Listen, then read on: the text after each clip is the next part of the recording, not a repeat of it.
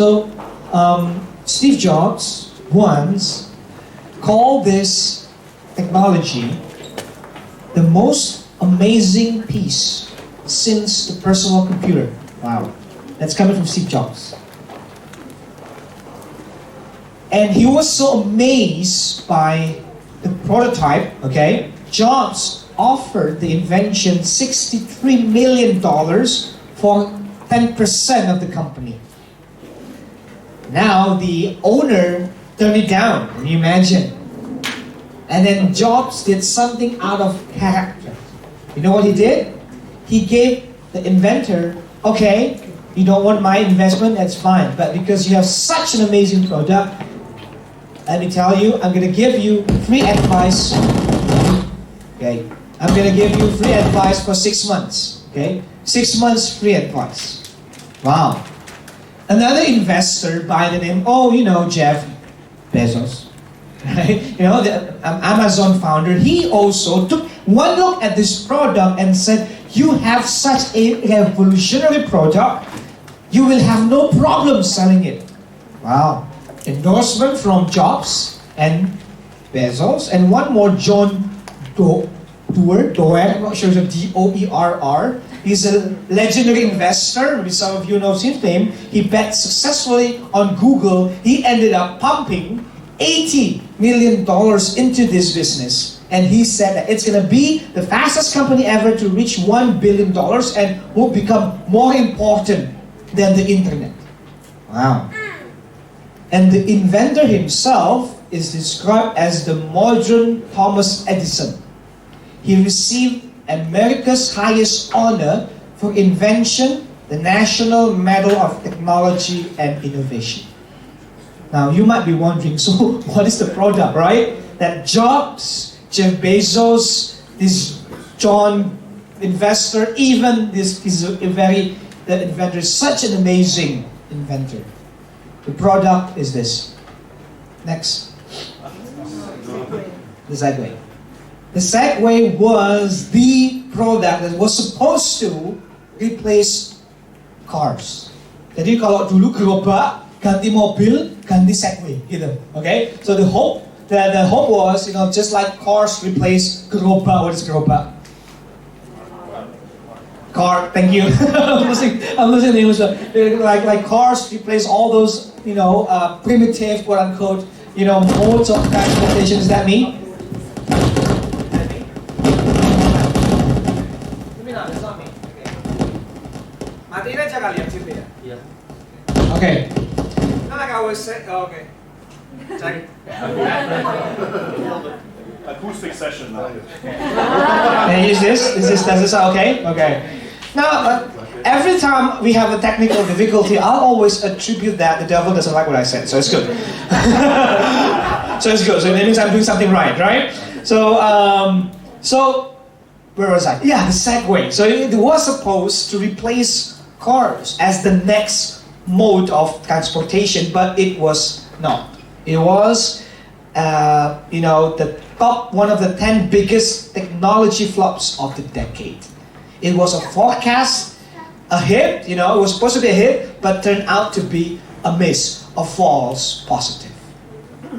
When I look at this story of a Segway, this is what I thought in my head, Turns out that even experts can get it wrong. Right? Even experts looking at a product can get it wrong. Now, how often, when we look at our lives, we think that it's gonna be sour, it's gonna be bad, it's gonna be troubling and sad and hopeless. But you know what? We can be wrong too. We can be wrong. Just as experts can get it wrong on things that might be supposed to be good. That's sometimes the world, right? The world sees at something, this must be good. This will be successful. And the world look at something bad, this must be bad. It's gonna flop. We make that decisions too every day. But we can be wrong. And sometimes it's good to be wrong. That things that we see in our lives that are bad, whether it's sickness, depression, frustration, heartache, brokenness, we see all the bad things, but turns out God has a surprise for us. That even in the midst of brokenness, this segue is a false positive. When we look at our lives, maybe all we can see is negative, but maybe God can turn that into something positive. We can be wrong too. We can be wrong too. There's a story in the Bible that when you look at everything, the story of Christmas looks like a losing story. Looks like a flawed product. It's the other way around. This doesn't look good at all for the birth of the Messiah. But at the end, we were wrong. Everybody was wrong. Okay, let's look at Matthew chapter 2, verse 19 to 23. Matthew chapter 2, verse 19 to 23. Slide selanjutnya bahasa Inggris ya. Terus yang bahasa Inggris. Okay, so let's read. I'm going to read verse 19. You read verse 20, and then all the way until verse 23. Okay, let's read together. The return to Nazareth. But when Herod died, behold, an angel of the Lord appeared in a dream to Joseph in Egypt. Please. Take the child and his mother and go to the land of Israel, for those who sought his life are dead. And he rose and took the child and his mother and went to the land of Israel. In the place of his father Herod, he was a great triumvirate, and being born in a tree, he withdrew to the district of Galilee. And he went and lived in a city called Nazareth, so that what was spoken by the prophets might be fulfilled, and he would be called a Nazarene. Now, when we look at the story of Matthew, right? Matthew's version of Christmas is not really appealing. It's not really appealing. I mean, except for the star and the wise men. Okay, if we look at the story of Matthew in chapter 1, chapter 2, you begin with something a bit depressing. You know what? So you begin with, in the first part of Matthew, you begin with Joseph nearly divorcing Mary. Okay, so it doesn't turn out very good, right? In the beginning, okay, so you got a divorce story. What is going on, right? So Joseph wanted to divorce Mary. That's how you begin Christmas story.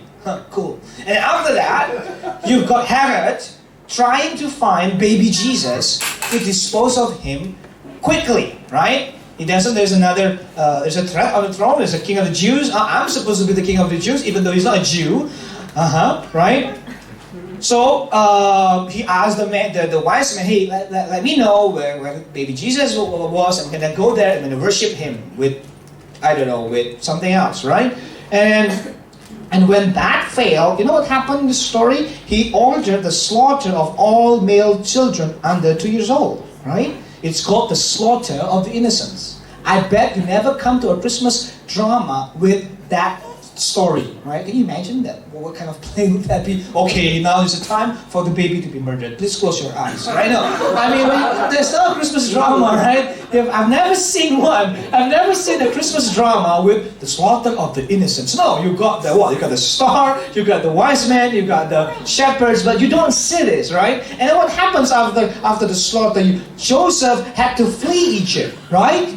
And then he got to wait until the wicked king Herod died, only to return not to Judea.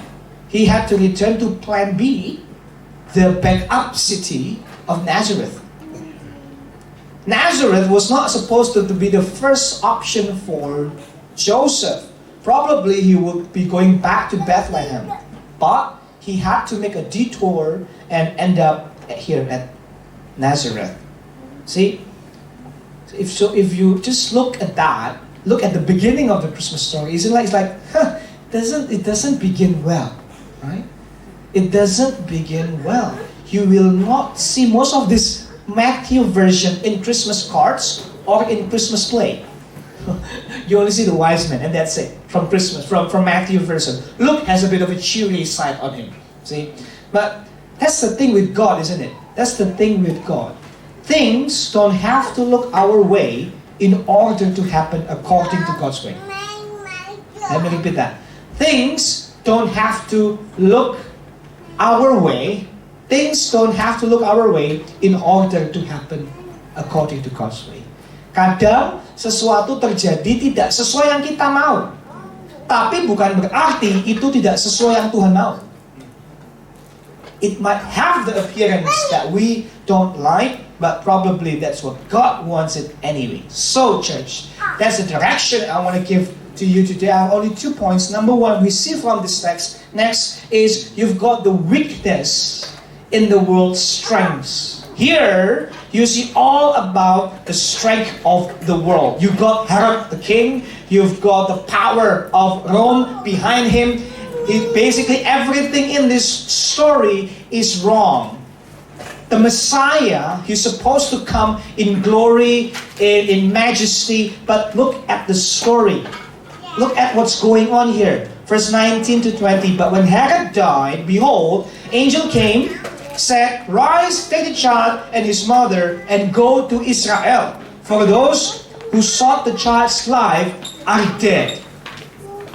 So, number one, when I look at that story, I thought, why did not God immediately dispose Herod, right? Kenapa si Herodes itu nggak ditoing gitu loh?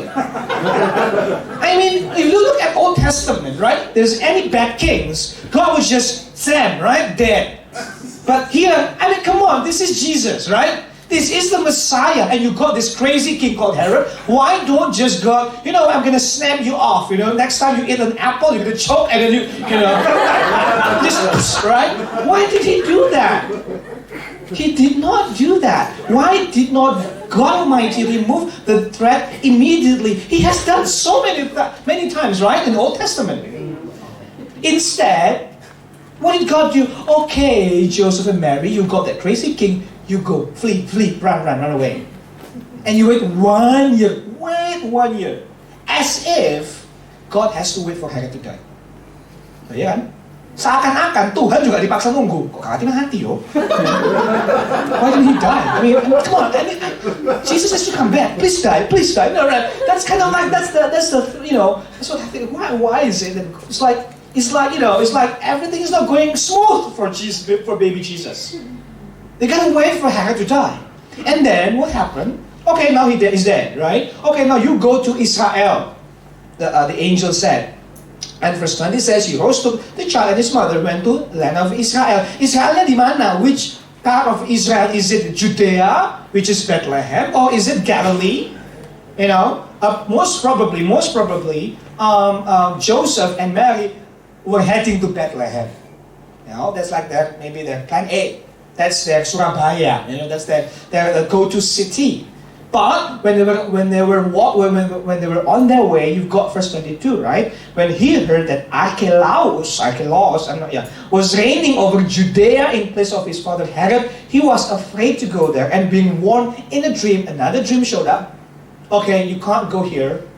Detour to Galilee, and you will end up at Nazareth.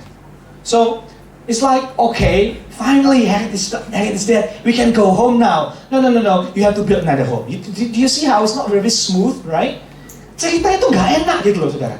It doesn't feel comfortable at all. It's supposed to be smooth, And Archelaus, this king, is Herod's son. He's another tyrant. I mean, his dad, Herod, he is a tyrant. He's a bad guy, but at least he's a good administrator. He built stuff. But Archelaus, he's just a bad guy. That's it.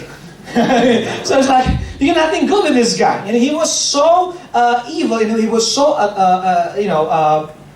cruel. He was so cruel that the Caesar of his day, Augustus Caesar, actually disposed of him and banished him in 86. So Joseph here, he made a good decision. Instead to Galilee, he went to Nazareth. But see, my point of telling you all this is, remember last week, we talked about how the Messiah is going to be this king, he's going to be this shepherd, he's going to be like David, he's going to judge, he's going to destroy, right? All of these great titles, right? All of these great expectations, all of these great things, the wonderful thing that the Messiah will do when he comes. I cannot wait until he comes, and then boop, divorce, Herod, all this bad stuff going on. It doesn't look right. And he ended up at Nazareth. Nazareth is a tiny agricultural village. It's an uneventful town. Not only it's insignificant, it actually was portrayed as a bit of a negative. Remember in John 1:46, Nathanael said, "Can anything good come out of Nazareth?" So it's like all these great big expectations comes or almost reduced to nothing. So is sometimes with our life, isn't it? We thought that by now I would have achieved A, B, C, D, E. By now I should be like this. After all, I followed Jesus all my life. But turns out all the expectations, all the hours that you put in, all the prayers that you pray to God, somehow things doesn't go right. Jesus experienced this. But let me tell you another story. It's maybe closer to home. I am a soccer fan. Some of you know this, and my favorite team is struggling, but they won, I think, today. 5-1, AMU. Thank you, Ollie. So in Manchester United, they've got, next slide, they've got this, next slide, the class of 92, if you know. So the class of 92 is the extraordinary generation when Manchester United, they've got this, many stars. If you look at some of the faces, you might know them.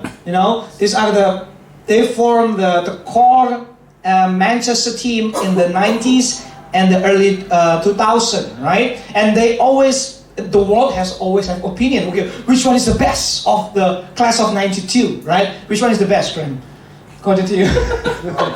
Ryan Giggs, right? So usually people will say Ryan Giggs is the best. Which one is he? The young Ryan Giggs. Ryan Giggs is the best because actually he is. He was the first superstar in Manchester United. So some people will say he's the best player of class 92, the winger, the left winger. He can play with both feet. Some say, oh no, it's David Beckham, right? David Beckham is the best. Mantan sopeng saya. David Beckham is, he went on to become the most internationally renowned, right? The most internationally renowned, and everyone knows him, right? Beckham, is he the best? Probably yes. Some said Gary Neville. Gary Neville is the best defender. He's very reliable on the back. Some says, but if you ask the opponents who's the best of the class of 92, he will point to Paul Scholes, right? He's small, but he's devastating, right? He's kecil-kecil cabai rawit. So all of these guys, you got Nicky Butt, you got Phil Neville, and all of these guys are the so-called the great Manchester side of the 92. They have all become big names and they all are successful. But if you ask them, back in 92, when they're all so young, right? All those innocent faces. If you ask them, who's the best? Coach. They would answer, the best of them is Ben. Who's Ben? Ben Thornley. Next slide. Ada yang tahu dia? Anybody knows him? No. Ben Thornley said Beckham, okay? Beckham said Ben would have outdone all of us. That's David Beckham. Nicky Butt says England would not have had a left wing problem for so many years. Gary Neville says he was one of, if not the most talented members of the team. So according to all these great Manchester United guys, Ben Thornley was the best amongst them. And yet we never even heard of his name. Do you know why? Because one day, back in 94, not long after he had his first team debut, he became a Manchester United player, one tackle shattered his knees. So the great Ben Thornley was never even heard. He was supposed to be the best. He was supposed to probably triumph Beckham, Scholes, Giggs, and all of these guys. But we never heard of him. We never heard of him. Just one tackle and ended his career. He could never play the same anymore. The story of Ben Thornley reminds us that life can make a mess with our plans. And And worse, God nowhere to be found. We say to ourselves, no, it's supposed to be like this. Right? That word, supposed to. Or that word, I should be doing this. I should have a better income. I should have a better fare. Should and supposed to, right? That's a kind of get replayed in our mind.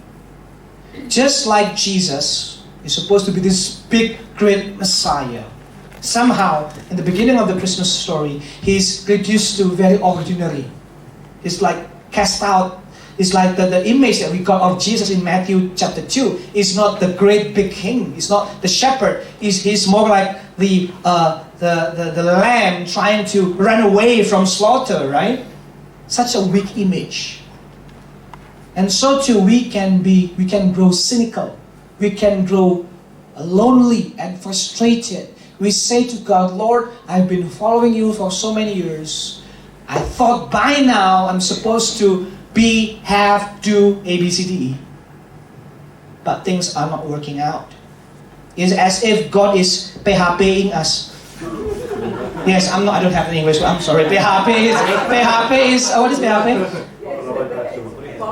False hope, yeah. God is PHP-ing us. So I invented a word. Thank you very much. Right? God is like as if God is giving us a false hope, right? So, see, we will get stuck in this bitterness, in this anger, unless we have a much bigger perspective. Remember one time there's a wealthy guy. He said basically, I don't want to be too close to Jesus. Why? Because if I get too close to Jesus, I'll get less rich. You know what I'm saying? Because if you are just so with Jesus, I mean, you can still keep all your money and do whatever you want. But if you are closer to Jesus, you got become fanatics, right? You gotta give it away. So no. Says this is fine, not that one. You see, expectations, right? See, if we are stuck in that mode of bitterness, we need bigger perspective. You know, if you ask Ben Thornley, so he wrote a biography, and one part, he basically told the story when he was sitting at it's a seat. I mean, he was on a bench, on a bench. Sorry, he was in the crowds during the Champions League of 1999, where Manchester United won everything. And he was just sitting there. He could have been over at the field. And he was asked, so what do you feel looking at all of this, all of your friends won the biggest game of the year? And he said, my primary emotion was joy.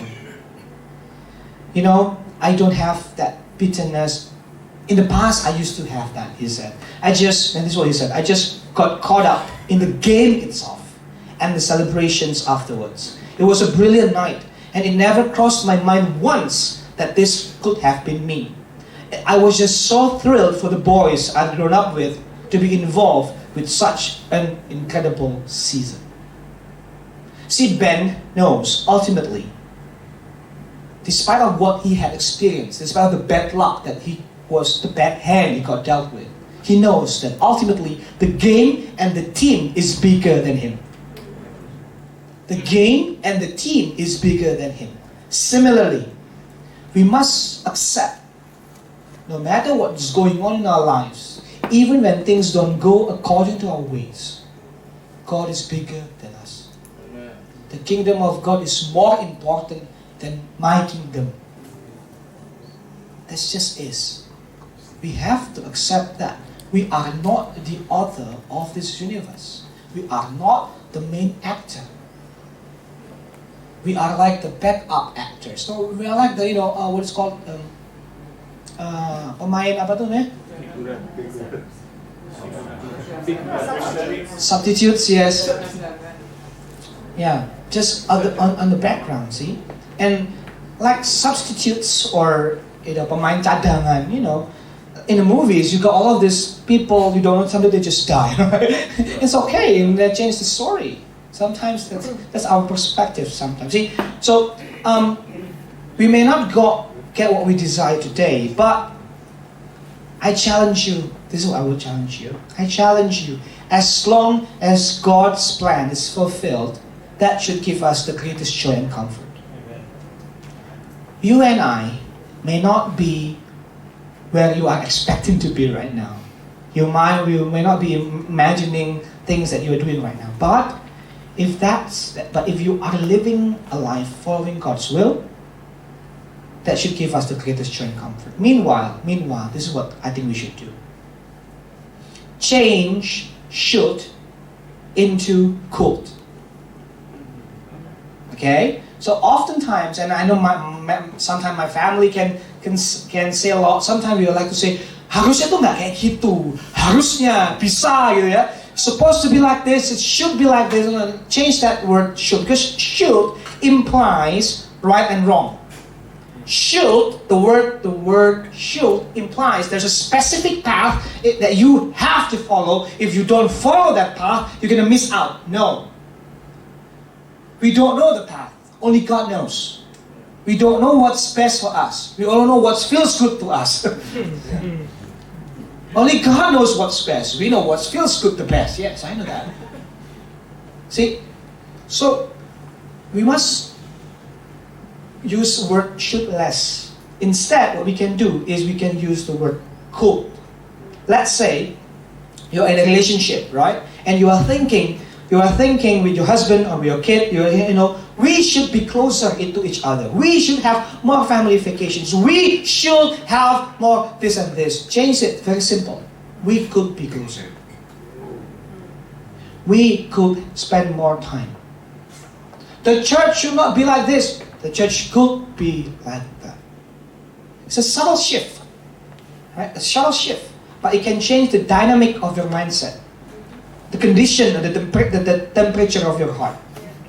Instead of thinking to yourself, if you think to yourself, we could be this, we could be that, then you are introducing possibility. You are introducing a sense of optimism. And you are more likely to act on it than if you just look at the situation from a negative standpoint. We don't give up trying. And we leave the results to God. So I'm saying to you this morning, if you are in a situation in a way like Jesus, or like Ben, right? Life is not supposed to be this way. Number one, I want to say to you, newsflash, yes, it's not supposed to be this way, but God is in control. Number two, even if life's not supposed to be this way, you can still change it. Follow God. Trust Him. Don't give up on God. Don't stop trying. Make the best of what you've got and trust in His way rather than yours. Yes. Don't give up on God. Don't stop trying. Make the best with what you've got and trust in His way rather than yours.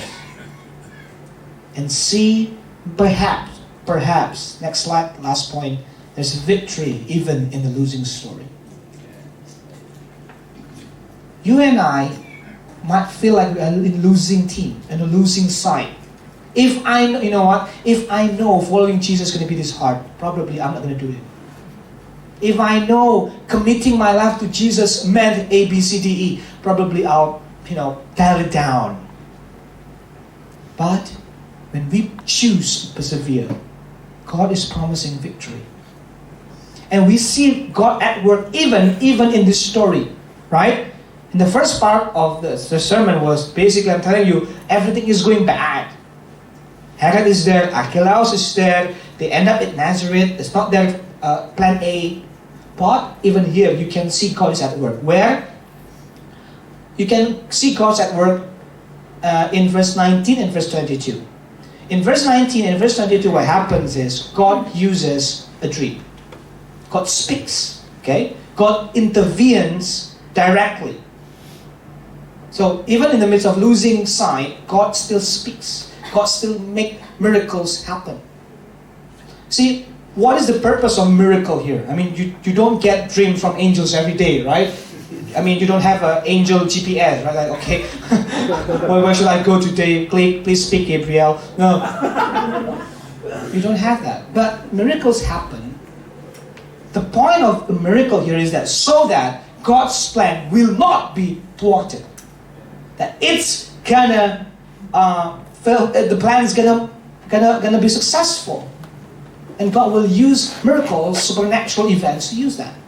This morning I shared from my life. I was maybe just a very quick version. Okay, I was really struggling when I was first decided to do full-time ministry. It was hard for me. At least it took me about 1.5 until 2 years. And I said, okay, God, this is what I will do. I'm going to leave the US. I'm going to leave my previous career. I'm going to leave all the potential of things that can happen if I pursue that life. I'm going to devote everything to you. It's very hard for me, very, very hard for me. And God used one of very simple, maybe a bit ridiculous incident. I don't know how you see this, but at least for me, it's very beneficial. Okay, so this is what happened. I was at Disneyland. Yes, the happiest place on earth, I know. But I was not happy. I mean, believe me, I was not happy. I was at Disneyland. I was not happy because I had this dark cloud over above my head, and I was thinking about God. Is this really you? I would disappoint my parents and all of those other pertimbangan, all of other considerations, right? And then I don't know what, but sometimes you've got this. You know that those airplanes that make signs on the sky with smokes and that. I don't know what happened, but that day the plane actually makes the word "Jesus loves you." It's like, what's going on? This is Disneyland. I mean, yes, this is not Jesus land. I mean, like, so this is like Disneyland, right? So what's going on? But I was just, oh, this is cool. Right? I'll just take a picture with my phone because something is unique. I was not thinking anything about just I was trying to enjoy myself. Okay, and then the next day, again, I was confused. I was desperate. I was galau. Right? Some people call me Bavarian. Thank you very much. Babar means, what is babar? Yeah. So basically, I'm very melancholic. Yeah, I'm very melancholic. Yeah, melancholic. So, and then the next day, there's another plane, and this time, I'm sorry, but I forgot the whole sentence. But it got the word trust on it. Trust. So wow, that's cool. I took a picture on it, right? And then the next day, I remember, I was lining up to get into some ride, And again, I was feeling depressed. Can you imagine that? It turns out you can get depressed on reading online. I was, all those bad thoughts kept pouring in. You can never be a pastor. Makan apa? All those things. All of those bad stuff. All those bad risks. Are you ready about this? You're gonna leave this and now and then. Because I was waiting on the line. I was bored. I opened my phone and looked at the pictures I took, and lo and behold, you got trust Jesus. Right? Just skip and then trust Jesus. I was like, I know that sounds ridiculous, right? It was like, come on, just a coincidence. But for me, at that time, it wasn't. It wasn't a coincidence. For me, I believe that. I believe at that time God spoke to me through, writings on the sky. He said to me, hey, next year we're going to be this. No. He did not give me all the detailed plan. He simply said, trust Jesus. Why? Because God has a plan, right? And if He wants His plan to get fulfilled, He's going to do what it takes to let us know. So, in the midst of it all, I obey. So when I got that message, wow, that's cool. Trust Jesus. It's on my phone. Not this phone. So I kept the phone. Hopefully I can still, salvage the data, but it's there. Just a way of reminding me and hopefully you today that God can still make miracles happen. He can intervene. So let's not become bored in expecting Him to speak. Okay? And then secondly, not only God intervenes here, God also, in verse 23 it says, and he went, Joseph, and lived in a city called Nazarene. This is the point. So that what was spoken by the prophets might be fulfilled, that he will be called a Nazarene.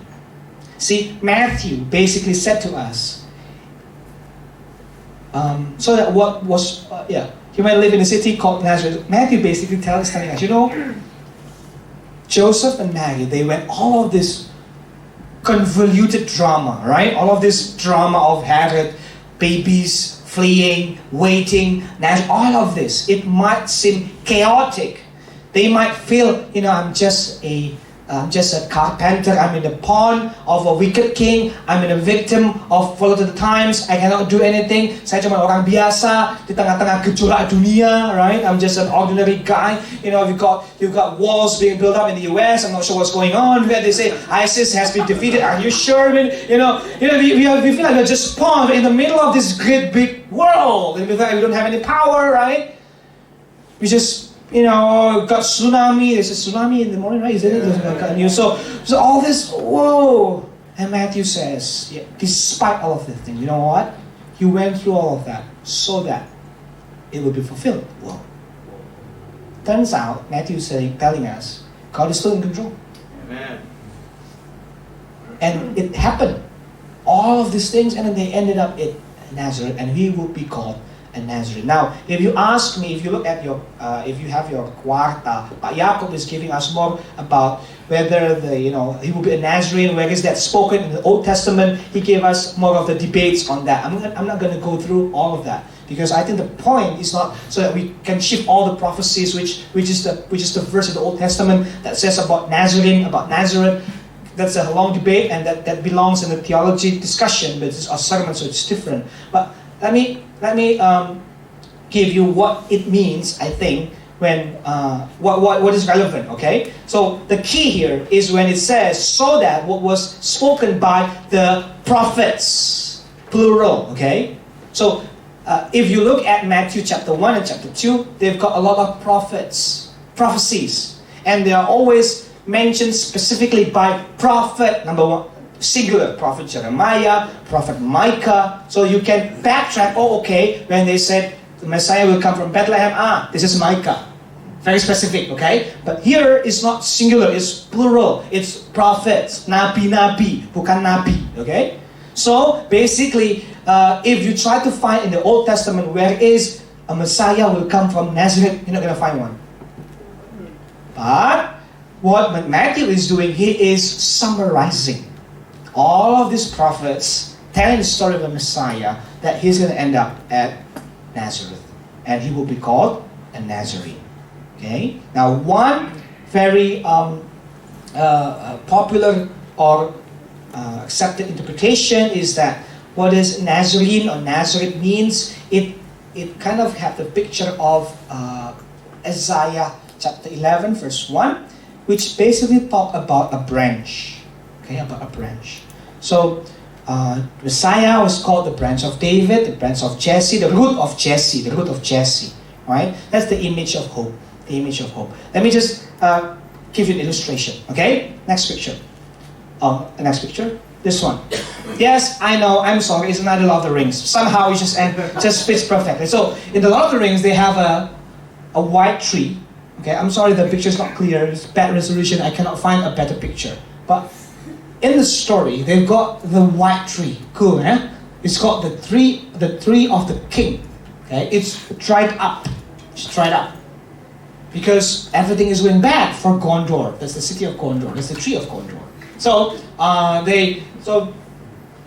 everything is bad. And then Pippin, one of the characters, asks Gandalf, the wizard, so if the tree is dying, right? If everything is dried up, why is the gods there, right? You see, right? The gods are guarding a dead tree. Figures, right? Why are you guarding a dead tree? And then Gandalf said, they guard it because they have hope. A faint and fading hope that one day it will flower. A king will come and this city will be as it once was. And by the end of the movie, when Aragorn the king took seat as king, that tree blossoms. That's the image of the branch. Okay? Just like the Messiah coming in the midst of a hopeless situation, like a cut down tree, dried up tree, but there's a branch, there's a root. The root is still there. The system is not dead. Even though from the outside it looks everything is bad, but the root is alive. And one day, when the Messiah came, it will flower. The king will return. See, the point of this is that God is confirming Jesus as king. That's the point, okay, of Nazareth. Not Nazarene or Nazareth. God is confirming, despite living in Nazareth, despite coming from a lowly background, despite all these difficult situations from the past, you are the Messiah. He is the King. Because of that, I want to leave you with two practical applications. Number one is that you must never be fooled by the appearance of evil in this world. That's what I think this text is saying. You must never be fooled by the appearance of evil in this world. Evil is real, but it is not final. Let me say it again. Evil is real, but it is not final. Kejahatan itu nyata. And we are living in a broken and sinful world. In a way, you got to expect pain and suffering. But the good news is it's not final. It does not have the last say. This is still God's world. Psalm 23, one of the people's like it because the Lord is my shepherd. Even though I walk through the valley of the shadow of death, right? I fear no evil. But you know what? I like a couple of verses down. It says, He prepares a table before you in the presence of your enemies. That's weird, right? You don't prepare a table when you have enemies. I mean, you defeat the enemies and then you eat, right? But this is not. The picture is you got a table in the midst of enemies. So it's as if, even in the midst of evil, even in the midst of pain, suffering, darkness, God is there. Don't be fooled. So what to do? I want you to listen again to the Lord. God is still speaking. One pastor goes like this, every time you got tempted to do something, every time you know that you got attacked by, depression, stress, anger, hopelessness, whatever it is. This pastor said, that is a time when you remember that God is about to speak with you right now. He's about to speak in a soft, silent whisper. Because He promises you in 2 Corinthians, right? No temptation is sought before you, greater than what you can endure. If you have temptations, He's going to provide a way out. So that means, even when you are tempted or have big trials coming your way, actually, God is speaking. So listen. Find His ways. Again, pay attention. Tozer put it like this. Tozer once prayed, next slide. Tozer once prayed, Lord, teach me to listen. The times are noisy, and my ears are weary with thousand vacuous sounds which continuously assault them. Give me the spirit of the boy Samuel, when he said to thee, speak, for thy servant hear. Let me hear thee speaking in my heart. Let me get used to the sound of thy voice, that its tones might be familiar when the sounds of earth die away, and the only sound will be the music of thy speaking voice. Amen. Wow, what a word. Tuhan, ajari aku untuk mendengar. Supaya, karena kupingku ini sudah kopuk gitu ya. Kita mendengar, I'm listening to junk, fear, lies. Teach me to listen to your soft voice. And so that I can only hear when the sounds of the earth die away. What a beautiful prose, yeah? The only sound I hear will be the music of your speaking voice. So listen to Him again, church. Listen to Him. Please don't be fooled by the appearance of evil, and listen to Him. He's speaking to you in the midst of the pain. Secondly and lastly, make it your aim to advance God's plan in your life, even when it means obscurity. Okay? Make your aim to advance God's plan in your life, even when it means things may not go according to your way. See, we must use our life to advance God's plan. We must not use God to advance our plans. Let me read that. We must use our life to advance God's plan. We must not use God to advance our plan. Kita harus menggunakan hidup kita untuk memajukan kerajaan Allah. Jangan sampai kebalik. Jangan menggunakan Allah untuk memajukan kerajaan kita. That's what we always do, right?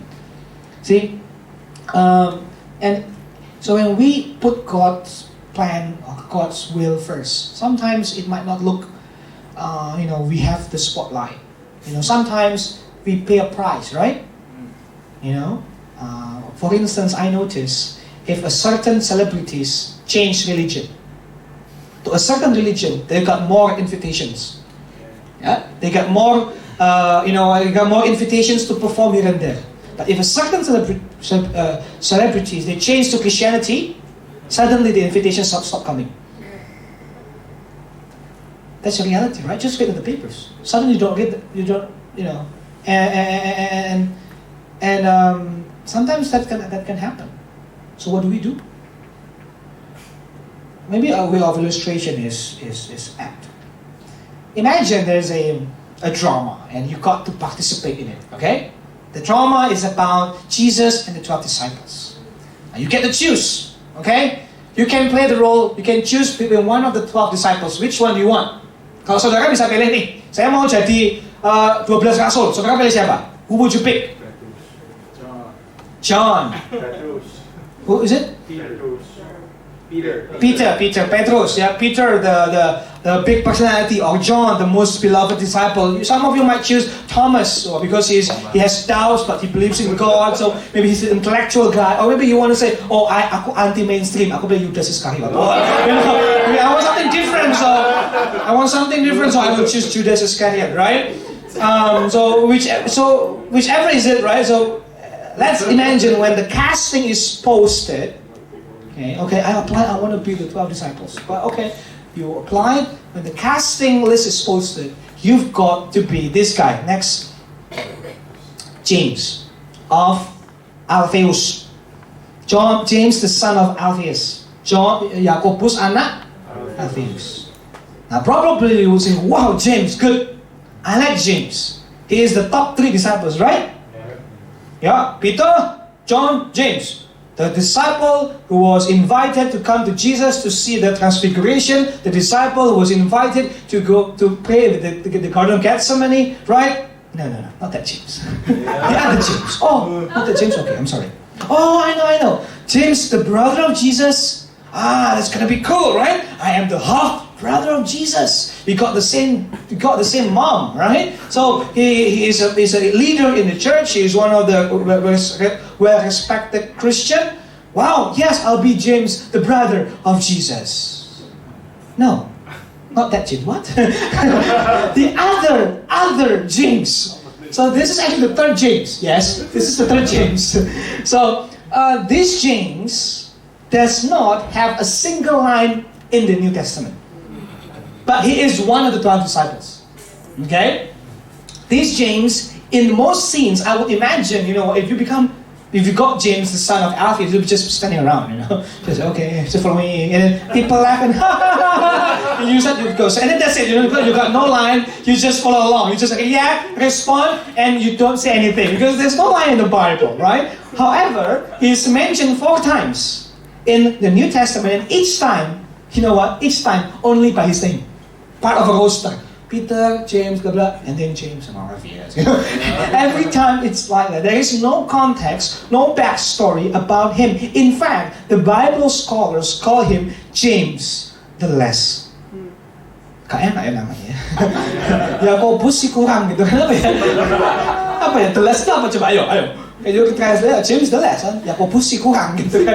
Because he's not as influential as having the spotlights as James, the brother of Jesus, and James, the leader of the church. So, similarly today, you might feel like, when I follow Jesus, I pay the high price, maybe I'm just not going to go beyond the ordinary. I'm just going to be faceless, nameless disciples. But the fact is, most of the real work is done by countless heroes who remain forever unsung. Right? Sometimes I ask this question, God, why would you call me? There are so many preachers better than me. They can do what I do much better, much efficient, much more lasting. Why me? Maybe you wondered that question yourself. Kalau sudah ada dia, Tuhan, ngapain buat aku? But remember what Jesus did before he picked the 12 disciples? he prayed. He prayed. And I believe in that prayer, he mentioned James. See, I don't know how you feel about yourself today, but if Jesus called James, that means Jesus wants James. And that means, folks, Jesus wants you. Jesus wants me. I don't know what we might do or fail to do, but if you are disciples of Christ, then you've got something to contribute. You are not worthless. You are not worthless. Next slide, and final slide. Because the value to the kingdom of God is not determined by your ability to attract or hold the spotlight. Instead, it is determined by your willingness to listen, learn, and be used by Jesus whenever and however he desires. See? Who you are is more important than what you can do. Yes. Sometimes I just need to be reminded, we all need to be reminded of that. In the Bible, unknown disciples far outnumber the superstars. Do you know that? In the Bible, unknown disciples far outnumber the superstars. You might feel like you are a James today. James son of Alphaeus. You might feel like you're just a drop of water in a big ocean, right? A drop of water cannot do anything, but millions of water, that will do something. See? As long as we want to be used by God. So church, I want to encourage you today. God has you in his life, and he wants you and I to pursue him. Whenever, wherever you are at your life right now. There's a song, we're not going to sing it, we're just going to read you the lyrics. It's an English song, last part, yeah. It's a song that it's a bit old. It's called God of My Forever. I just like this. It's coming from City Harvest Church at Singapore. And this is the song that kind of like reminded me that, God, today's tough. I'm not where I'm supposed, I think I should be. I should be A, B, C, D, E, but I'm not. And I go back to this song. It reminded me of God's plan in my life. It says, God of my youth, I remember. Your call on my life took me over. I remember, Tuhan, dulu waktu aku masih kecil, waktu aku masih muda, Engkau sudah di sana. When I was young, when I was small, you were there. You were there. All the steps of the way, all the brokenness, all the pain, all my stupid decisions, you are there. And then you call me. Your love has seen me through all my days. I stand here by your grace. On this altar, I've written my life. Tells of the story I have with you, my Lord. I want the world to know. So basically, I'm going to repurpose everything, Lord. Now, I want to spend my life telling your story. Telling the love of Jesus. Telling the world who you are. And finally, next. God of my forever, and forever I'm with you. My life is saved at a price. Your sacrifice redeemed my soul. God of my forever, and forever I will sing. And this part will always gets me. And my greatest honor will always be to serve my Lord and King. Saya nggak tahu saudara kebanggaan saudara hari ini apa, tapi inilah kebanggaan saya. I don't know what you are proud of today. And it's okay to be proud of your achievement, to be proud of your family, to be proud of your heritage, to be proud of your church. But I encourage you today to be proud of your God. To be proud that you gave your life to Jesus because He has given His life to you first. This will always be my greatest honor. Even if I don't get to experience A, even if I don't get B, even if I will experience C, Jesus will always be my greatest honor. So make your life to advance God's plan and trust Him. Let's pray.